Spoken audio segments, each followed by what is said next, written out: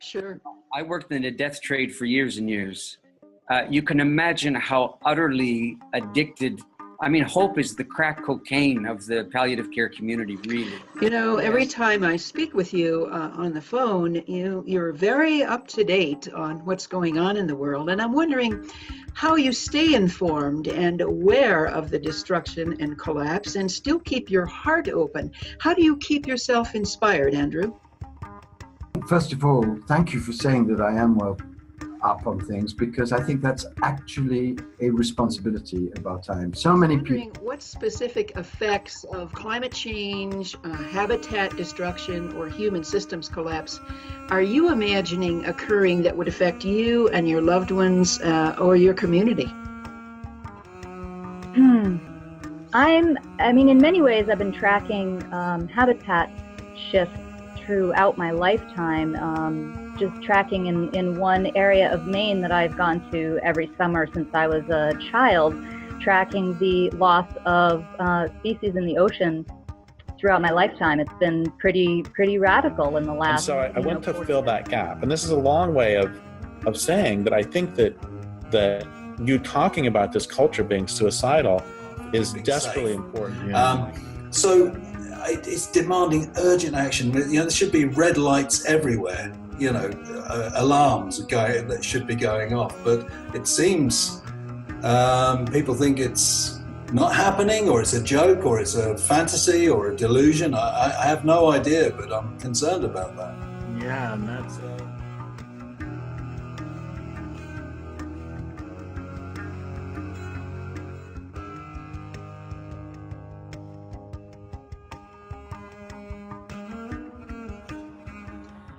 Hello, my friend Andrew Harvey. It's so good to see you again. It's great to be here with you, Carolyn. Well, I want us to have a conversation today, which I know is certainly no stranger to you, a conversation of the heart. Yes.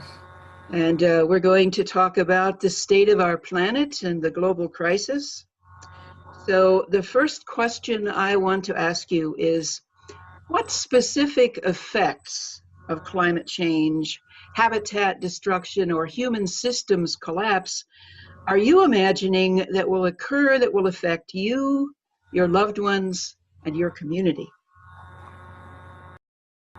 I think that the main thing that will affect me and my community is global warming. I think we're going to see unbelievably dangerous, difficult weather events, which are obviously getting more turbulent every single day. I live in Arkansas, and Arkansas is a tornado belt, and tornadoes have come very close to where I live. So I anticipate greater and greater storms and the total disruption, potentially, of this quiet, strong world. I think we're going into a huge storm, a great hurricane of interrelated events.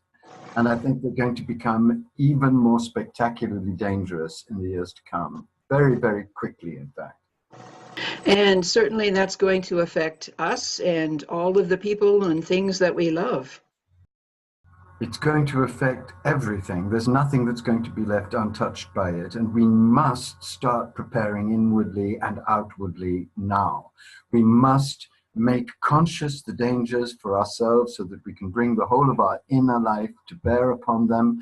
And we must start organizing as far as we can in our local communities to create networks of interlinked help that can function in very extreme situations.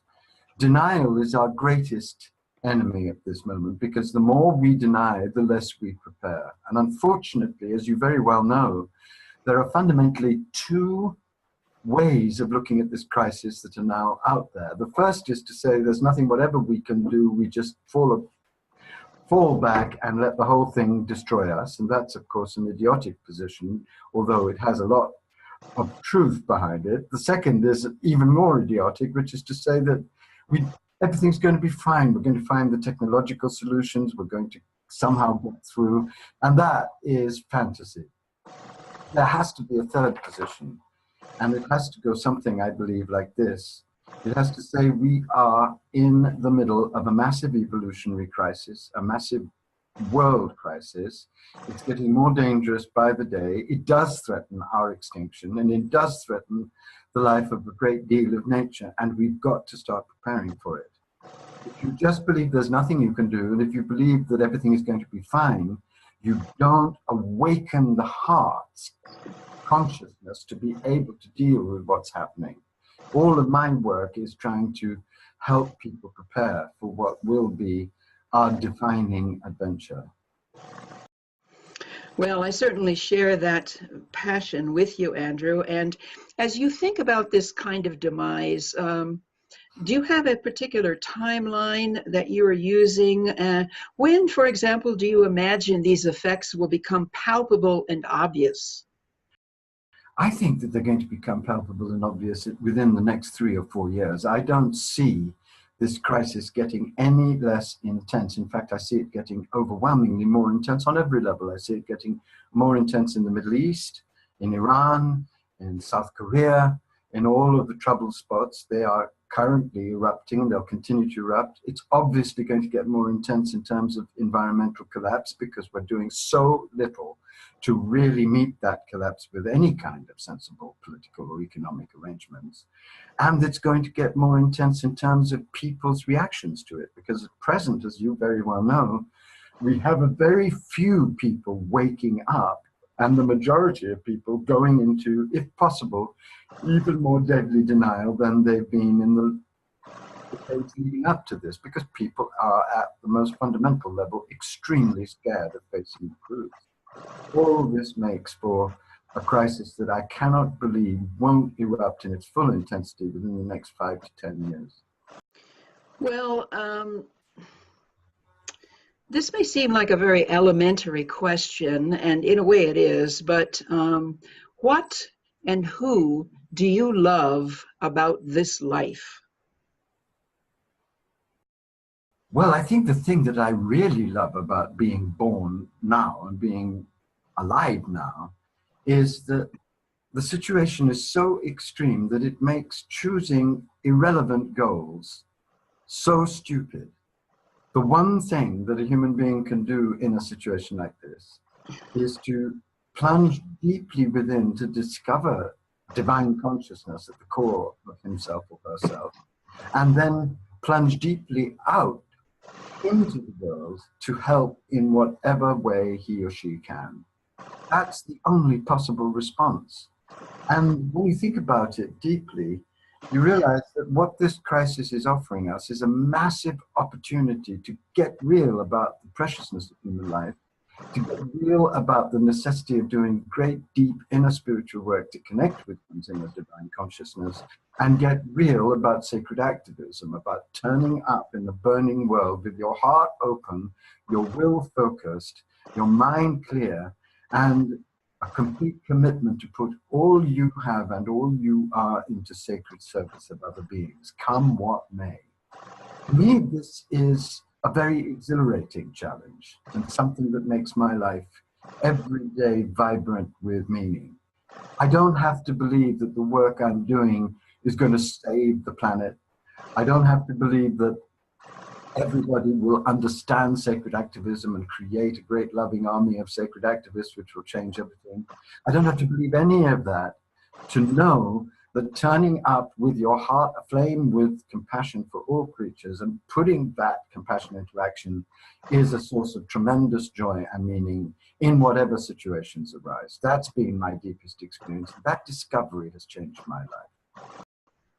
What do you imagine will be the impact of climate change or system collapse on the people that you hold dear, and really on everyone, but on those that we love? You know, what is going to be the impact on us emotionally and spiritually, do you think? Well, a lot of the people that I love are already aware of how desperate the situation is. So they are already, to a certain extent, psychologically and spiritually prepared.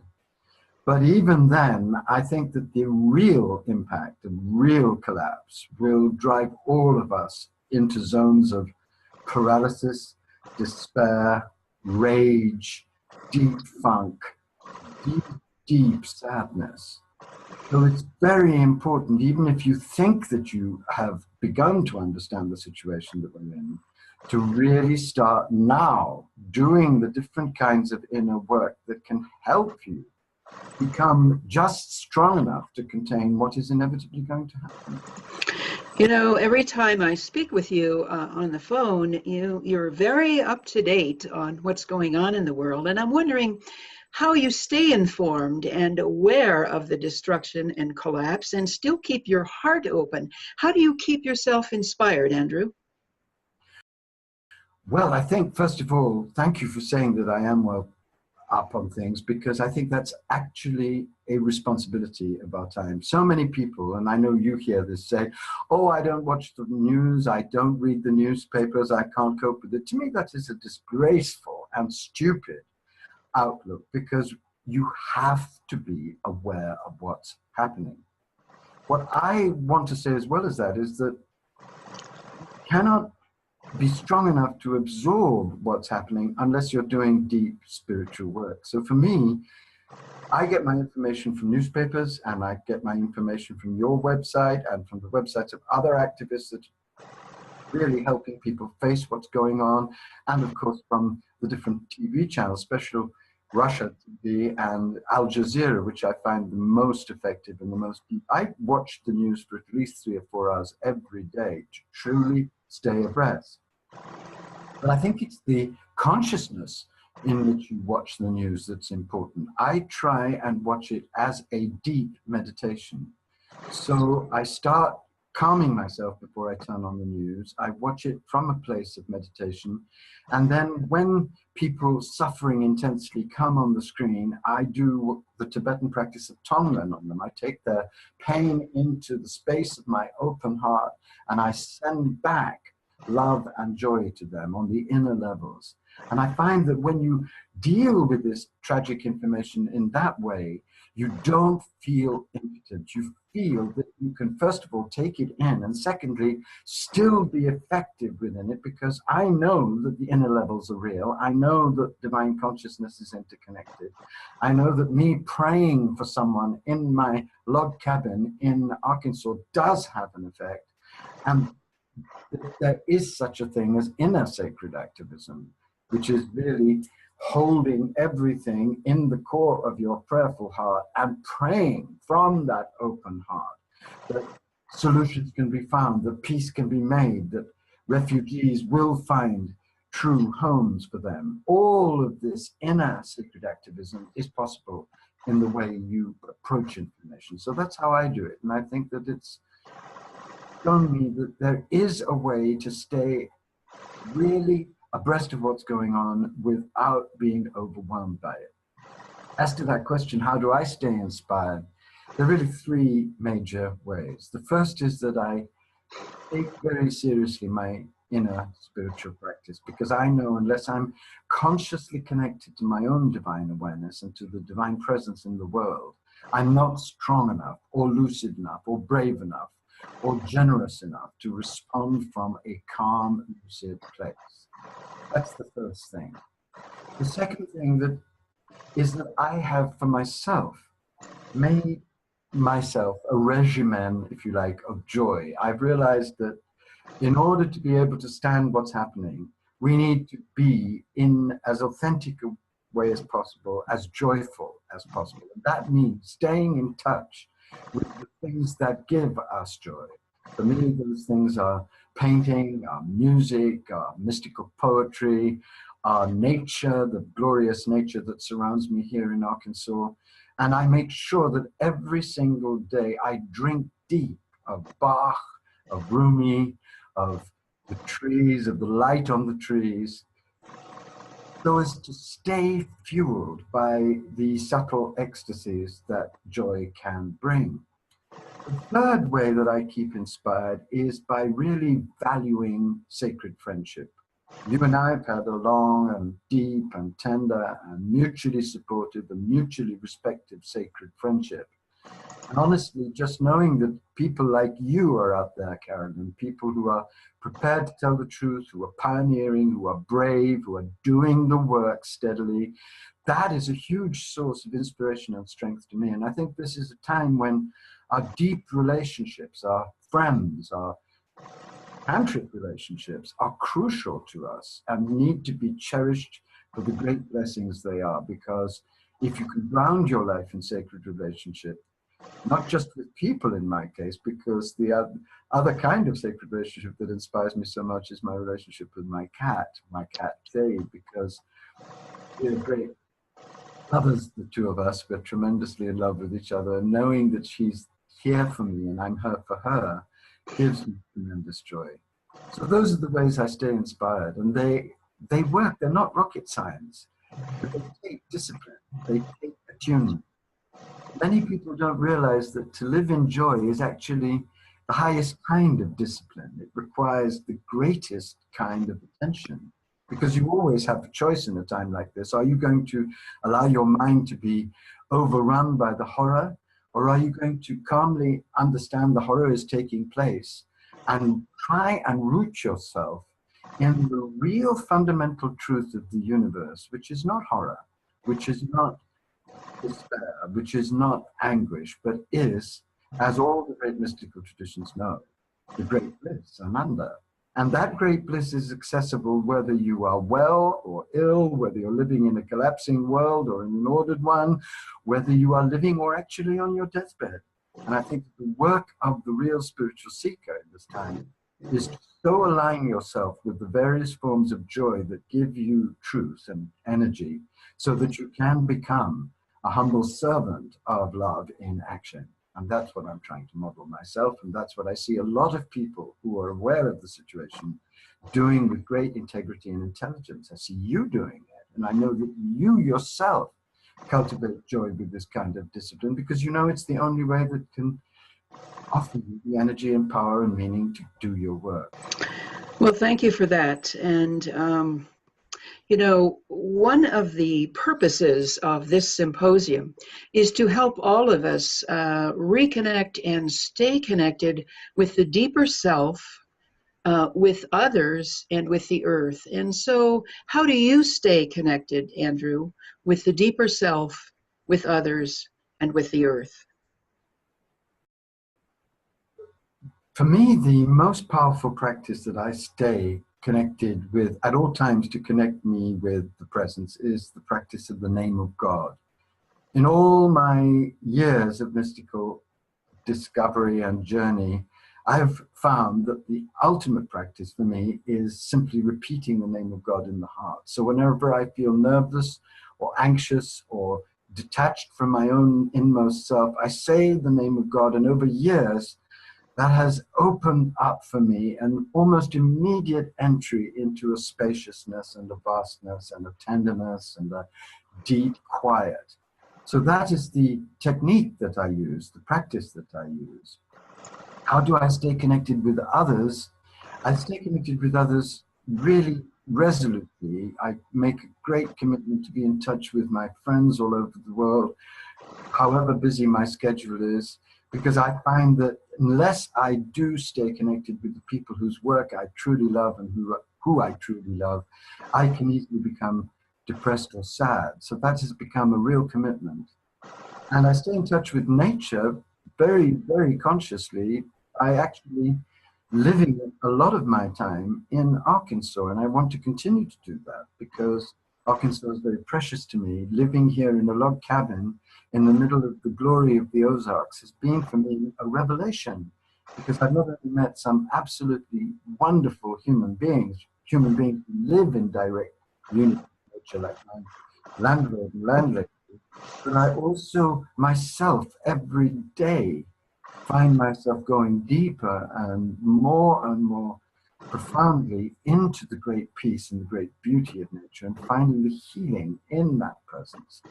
That's how I myself do it.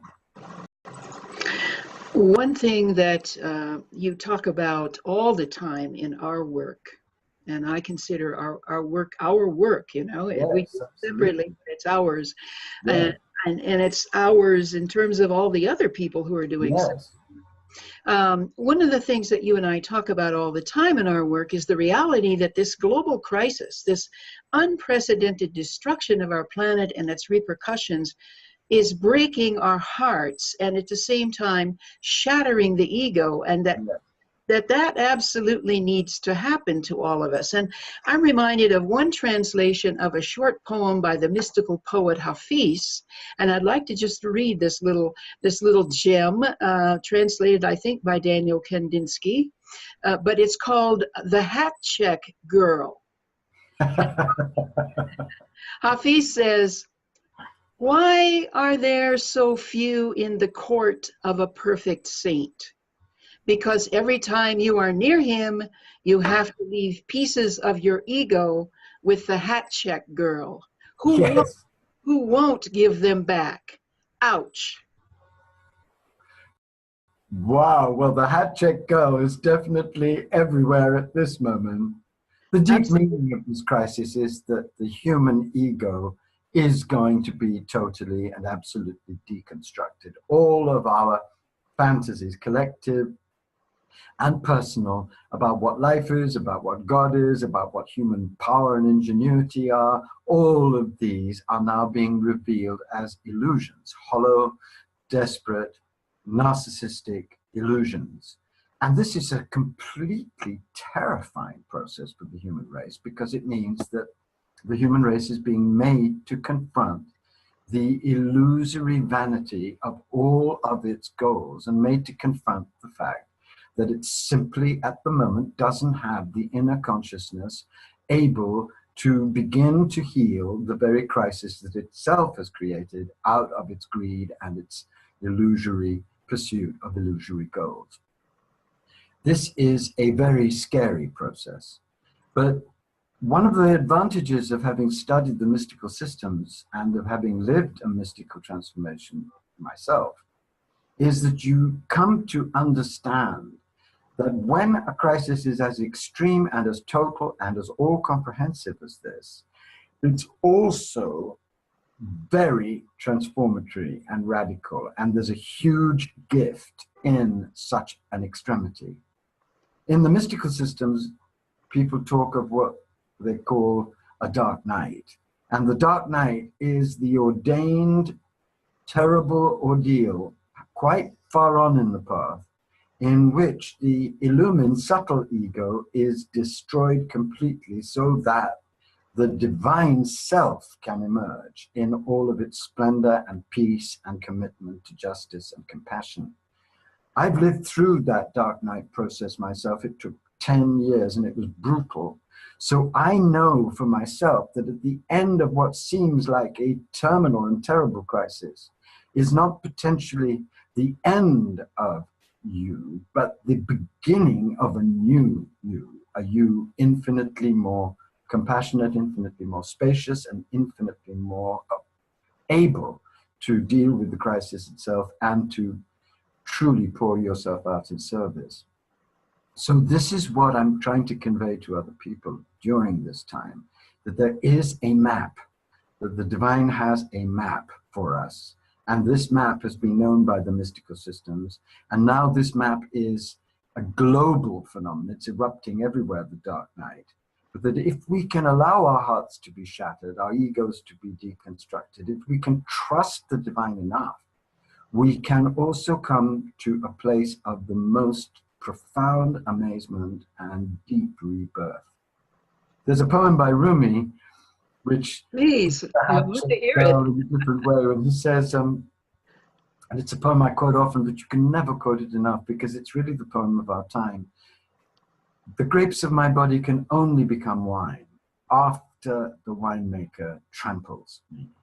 I surrender my body like grapes to his trampling, so my inmost heart can blaze and dance with joy. And although the grapes go on sobbing and screaming, I cannot bear any more cruelty. I cannot bear any more anguish. The trampler stuffs cotton in his ears and says, "It is I who am the master of this work. You can deny me if you want. You have every excuse. But when, through my passion, you reach perfection, you will never be done praising my name. So I think, for me, that poem is the map of this vast crisis, and shows the opportunity that's offered to those who are prepared to open their hearts without fear, let the crisis and the divine shatter their hearts completely, to reveal that at the core of the heart is a deathless fountain, always springing, always vibrant, of divine passionate compassion.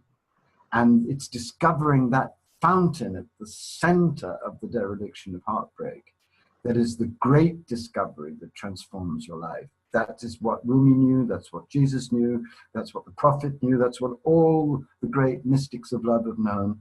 And now millions and millions, if not billions of us, have to know this to be able to stay decent and dignified in a time in which everything is threatened. You know, every time I hear you recite that Rumi poem, my heart just, tears come and my heart begins to open. And I was wondering if you can think of a specific personal heart-opening moment that you've experienced perhaps in the last decade. I know for me, there have been several, and often they come in relationship with animals. Yeah. Tell me about a heart-opening moment that you had in the last decade or so. Well, I think immediately of what happened to me in February, because I had two cats, one Jade, who's still alive, and Topaz. And Topaz and I were, I can't really describe our relationship, but it was a beloved, beloved relationship. I had him since he was 3 weeks old, and he was only 5 years old when I discovered that his body was riddled with cancer. So the experience that I immediately think of is really holding him while he was injected and put down, and feeling the level of his trust of me. Even in that moment, he knew that I was trying to do the best for him. He was surrendered, but it completely broke my heart. I've never felt such level of heartbreak as I did on that terrible gray winter day when I had to take back from the vet my beloved in a little box. That was unbearable pain, because stupidly I thought, well, he's such a vibrant, buoyant little thing. He'll be around for the next 10 years. That's one thing I can rely on in this life, this great, great love that we shared. And I was shown that that too was an illusion. But something amazing came out of it, because I know enough about heartbreak at this moment in my life to know that when you receive a terrible blow of heartbreak, there is a great gift coming. And what you have to do is what I tried to do, which is to simply open your heart completely to what your pain is, to what your suffering is. Allow yourself to discover the great, great heartbroken love at the center of all that suffering. And then allow the divine to pour mystery and grace into your shattered open heart. And that's what happened, because on the day I actually came to bury him, I went to look at him one last time in the little box that he was in. And suddenly I was overcome with this wild, wild laughter, because it was obvious that Topaz was not there, that this was just a cloak that he'd taken off and abandoned, that the real spirit of Topaz had completely transcended his body. And at that moment, and I can't put it into words, I understood the nature of death, that it was a passage, not a finality. And that the body that was going into the grave was the beautiful body that I had loved, but the great spirit that had animated that body was now one with the great spirit. Topaz was one with the great topaz in the sky. And that was a huge initiation and liberation. And I don't think it could have come to me had I not been totally shattered and heartbroken. You have to be stripped completely for the new robes of awareness and initiatory knowledge to be put on you. And that was an experience that stripped me completely and then gave me a gift beyond anything that I could possibly have anticipated. Well, I share a similar experience with you that happened to me in 2010 when I had to put down my dear companion dog, Ethel. Oh. And, you know, my heart was just really cracked open, and that just set the stage for so much more heart opening in my life. And bless these wonderful beings around us that we love and who love us, that have come to be teachers, and sometimes their greatest lessons are in the last hours of their lives. Completely. Yeah. And it seems to me too that it's, I don't know if this happened to you, but the passing of Topaz for me made me more resolute than ever in my passion for animal rights, because Yes. having experienced, through the grace of God, the intensity of beauty and revelatory transforming power of a love of an animal, makes you also grieve even more deeply the ways in which we're treating animals. Yes. And makes you really want to turn up, as long as you've got a voice and a body, to really say to the human race, are you absolutely crazy? Look at the great love that they're pouring towards us, the animals. Look at the amazing relationships we can have with them. Look at how transforming these relationships can be. We have got to invent and discover a wholly new way of being with them before we continue this ghastly, monstrous slaughter that is destroying whole races of animals and whole habitats. So I've become even more passionate about animal rights since Topaz's death. And I think that's part of the function, if you like, the sacred function of Topaz's coming into my life, and also his dying, which is he came into my life to show me that I didn't know yet how deep love could be between a human being and an animal, so as to give me that grace, and then disappeared to really make me even more committed to doing whatever I can with my voice and my work to wake the human race up to the necessity of living in reverence with the Creator. Absolutely. Thank you for that. I'm wondering now, as we come to the conclusion of our interview, is there any suggestion that you might want to offer our viewers regarding practices and ways of staying connected and staying aware and open-hearted? I would say that there are two kinds of practices that you need to get down. The first is, for goodness sake, find a practice from any of the great traditions that really enables you to calm down in very deep and painful situations. You've got to be able, in a situation like this, to connect with the peace of divine being in everything. So finding what I would call a really powerful cooling practice is essential to your well-being. But it isn't enough, because the other thing that is terribly threatened by a crisis like this is the passion of the heart. The heart can so easily feel so battered, so worn down, so paralyzed, that you also need what I call a heart practice, a practice that will enable you to connect whenever you need to and want to with the great flame of divine compassionate love. So you need a heart practice, and you need a cooling mind practice. And you need to be able to apply one or the other in dynamic balance. Let me give you an example. You need to look at yourself and ask yourself a question. Am I a person who is too naturally excited, like myself, for example, or am I a naturally chilled out person who needs Bunsen burners being shoved up me to be able to relate to anything at all? Most people are in the second category. But I, as somebody who has a tremendously passionate temperament, I cultivate a lot of the peaceful practices so as to ground my passion. People who are too chilled out need to cultivate the hot heart practices to come into human dynamic balance. So you need to be very honest with yourself, and you need to acquire practices that are deeply peaceful and deeply energizing to your heart. And then you need to apply them with great discernment in the course of your day, in the course of your week, so as to constantly keep you in dancing dynamic balance.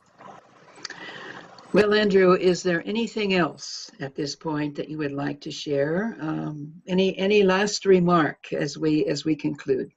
Well, I think that I'd like to share really the poem of the birth that is also Rumi's poem, and it goes something Okay. like this.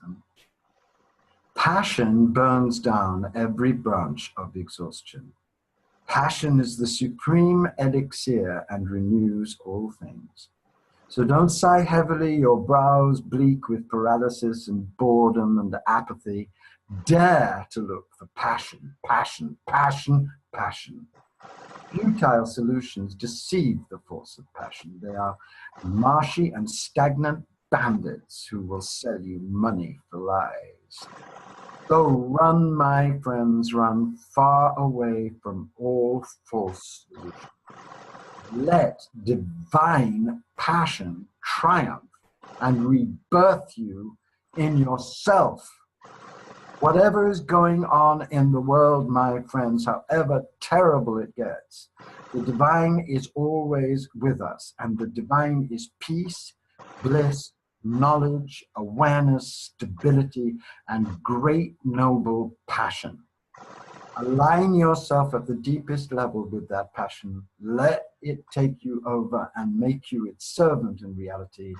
Be reborn into your true self, your divine human self, and gamble your life away for God and justice. And let the chips fall where they may. That is the only way in which you'll be free in madness. That's the way of liberated lovers. That's the way I try to be on. And that's the way I think we're all being summoned to take. Thank you so much, my friend, my colleague, my brother, Andrew. And fellow mischief maker, because we have to say, in our 60s, we're making more mischief than at any other time in my life and your life, right? Absolutely. We are world-class mischief makers, if nothing else. Thank you so much for this interview, Andrew. My great pleasure. So.